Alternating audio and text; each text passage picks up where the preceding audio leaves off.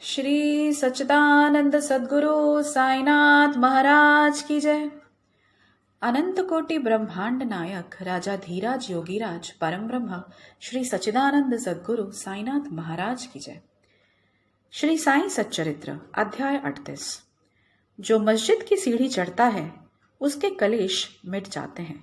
भाव का नासूर नष्ट हो गया। उदी के प्रभाव से रोग गायब हो गया। उदी के कुछ अन्य चमत्कार। जो मस्जिद की सीढ़ी चढ़ता है उसके कलेश मिट जाते हैं। नासिक जिले के मोलगांव के एक डॉक्टर का भतीजा एक असाध्य रोग से पीड़ित था। उन्होंने काफी उपचार कराया लेकिन कोई लाभ न हुआ। मित्र और संबंधी व बालक के माता पिता बालक को साथ लेकर शिरडी आए। उन्होंने बाबा को साष्टांग प्रणाम कर श्री चरणों में बालक को डाल दिया और बड़ी नम्रता और आदरता पूर्वक विनती की कि हे प्रभु, हम लोगों पर दया करो। आपका संकट मोचन नाम सुनकर ही हम लोग यहाँ आए हैं। दया कर इस बालक की रक्षा कीजिए प्रभु, हमें तो केवल आपका ही भरोसा है। प्रार्थना सुनकर बाबा को दया आ गई और उन्होंने सांत्वना देकर कहा कि जो इस मस्जिद की सीढ़ी चढ़ता है उसे जीवन पर्यंत कोई दुख नहीं होता। चिंता न करो, यह उदी लेकर इसे उस रोग प्रभावित स्थान पर लगाओ। ईश्वर पर विश्वास रखो, यह सप्ताह के अंत में पूर्ण स्वस्थ हो जाएगा। बालक को बाबा के सामने बिठलाया गया। वे उस रोगग्रस्त स्थान पर अपना हाथ फेरते हुए दयापूर्ण दृष्टि से बालक की ओर निहारने लगे। रोगी अब प्रसन्न रहने लगा और उदी के लेप से बालक थोड़े ही समय में स्वस्थ हो गया। माता पिता अपने को बाबा का ऋणी और कृतज्ञ मानकर बालक को लेकर शिरडी से चले गए। भाव का नासूर नष्ट हो गया। डॉक्टर पिल्ले बाबा के परम भक्त थे। इसी कारण बाबा उन पर अधिक स्नेह रखते थे और उन्हें सदा भाव कहकर पुकारते तथा उस समय उनसे वार्तालाप करके प्रत्येक विषय में परामर्श भी लिया करते थे। उनकी सदैव यही इच्छा रहती थी कि बाबा के समीप ही बने रहे। एक बार डॉक्टर पिल्ले को नासूर हो गया। वे काका साहेब दीक्षित से बोले कि मुझे असहनीय पीड़ा हो रही है और अब मैं इस जीवन से मौत भली समझता हूँ। मुझे ज्ञात है कि इसका मुख्य कारण मेरे पूर्व जन्मों के कर्म ही हैं। जाकर बाबा से कहो कि वे मेरी इस पीड़ा को अब दूर करें। मैं अपने पिछले जन्म के कर्मों को अगले 10 जन्म में भी भोगने को तैयार हूं। तब काका साहेब दीक्षित ने बाबा के पास जाकर उनकी प्रार्थना सुनाई। उनकी प्रार्थना सुनकर उन्हें भी दया आ गई और उन्होंने दीक्षित से कहा कि पिल्ले से जाकर कहो कि घबराने की कोई बात नहीं है। कर्मों का फल 10 जन्मों में क्यों भुगतना पड़ेगा? केवल 10 दिनों में ही गत जन्मों के कर्मों के फल समाप्त हो जाएंगे। मैं तो यहाँ तुम्हें धार्मिक और आध्यात्मिक कल्याण देने के लिए ही बैठा हूँ। प्राण त्यागने की इच्छा कदापि नहीं करनी चाहिए। जाओ, किसी की पीठ पर लाद कर उन्हें यहाँ ले आओ। मैं सदा के लिए उनको कष्टों से मुक्त कर दूंगा। तब उसी स्थिति में पिल्ले को वहां लाया गया।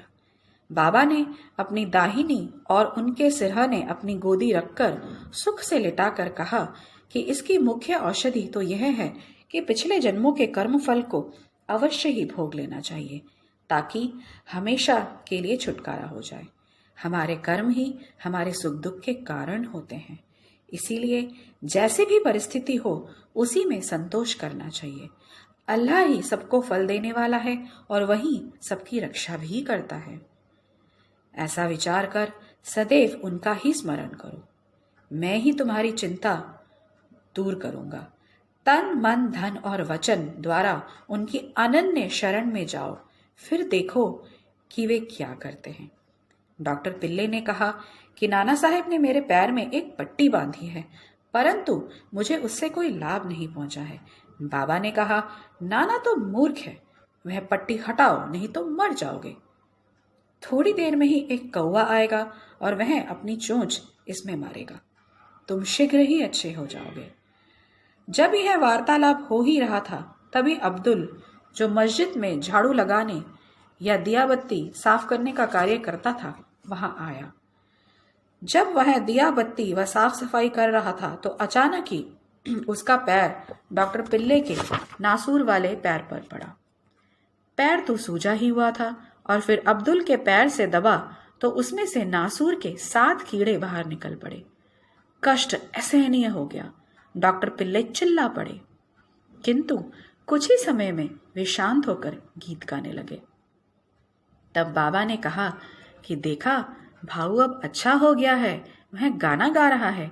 गाने के बोल थे, करम कर मेरे हाल पे तू करीम, तेरा नाम रहमान है या रहीम, तू ही दोनों आलम का सुल्तान है, जहां में नुमाया तेरी शान है, फना होने वाला है सब कारोबार, रहे नूर तेरा सदा अश्कार, तू आशिक का हरदम मददगार है।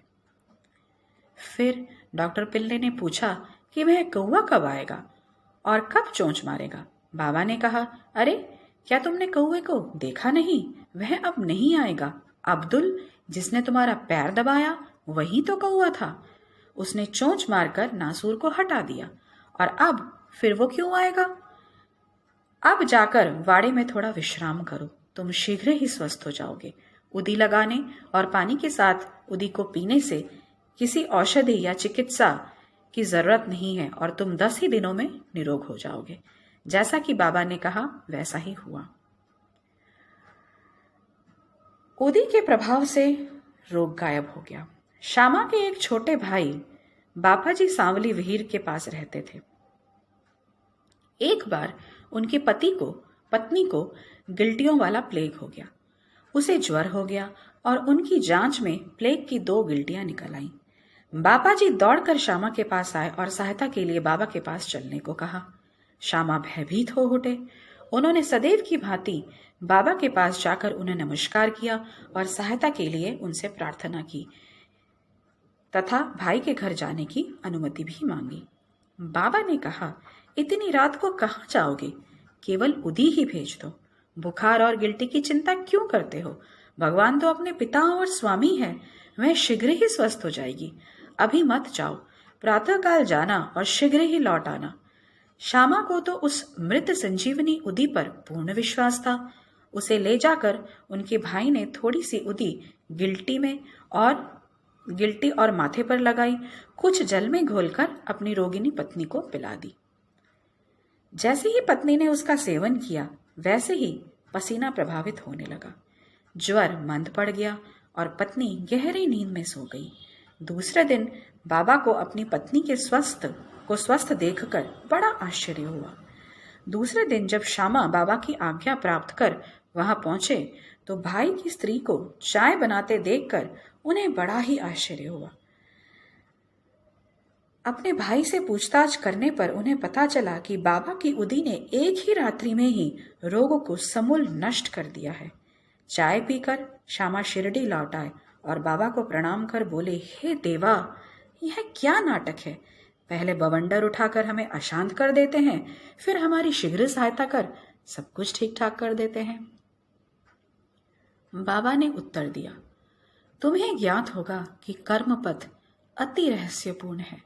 यद्यपि मैं कुछ भी नहीं करता, फिर भी लोग मुझे ही कर्मों के लिए दोषी ठहराते हैं। मैं तो एक दर्शक मात्र ही हूं। केवल ईश्वर एक सत्ताधारी और प्रेरणा देने वाला है। वे ही परम दयालु हैं। मैं ना तो ईश्वर हूं, ना ही मालिक, केवल उनका एक आज्ञाकारी सेवक ही हूं और सदैव उनका स्मरण किया करता हूं। जो निर्भिमानी होकर अपने को कृतज्ञ समझकर उन पर पूर्ण विश्वास करेगा, उसके कष्ट दूर हो जाएंगे और उसे मुक्ति की भी प्राप्ति होगी।